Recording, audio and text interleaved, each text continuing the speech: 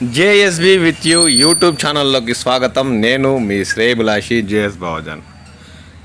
ఉమ్మడి చిత్తూరు జిల్లా పరిధిలో 2026 సంవత్సరం మామిడి దిగుబడులు అనే కార్యక్రమంలోకి స్వాగతం.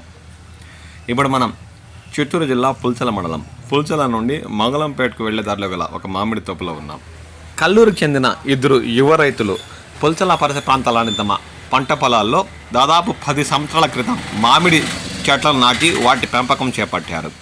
ఈ తోటలో తోతాపూరి, పొల్లూర, బేనీషా మరియు మల్లిక ఇతరత దాదాపు 5-6 రకాల జాతుల చెట్లను నాటి వాటి పెంపకం చేపట్టినట్లు వారు పేర్కొంటున్నారు.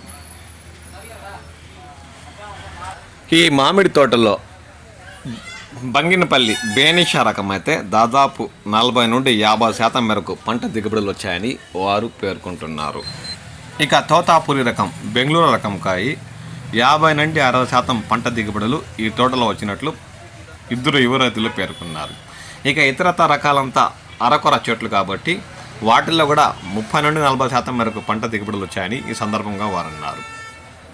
గత ఏడాదితో పోల్చుకుంటే ఈ మామిడి తోటలో దాదాపు 40% పైగా మామిడి దిగుబడులు తగ్గాయని ఈ సందర్భంగా వారు అన్నారు. ధరలు కూడా ఈ ఏడాది ప్రారంభంలో ఇప్పుడు అంతంత మాత్రమే ఉన్నాయని, ధరలు ఏమైనా ఈ నెల చివరికల్లా అంటే రేపు నెల ప్రారంభంలో కాస్త పైకి ఎగబాగితే అప్పుడు పంట కోతలు మొదలుపెట్టి మండీలు తరలించి వ్యాపార లావాదేవీలు కొనసాగించనున్నట్లు ఈ సందర్భంగా వారు అన్నారు.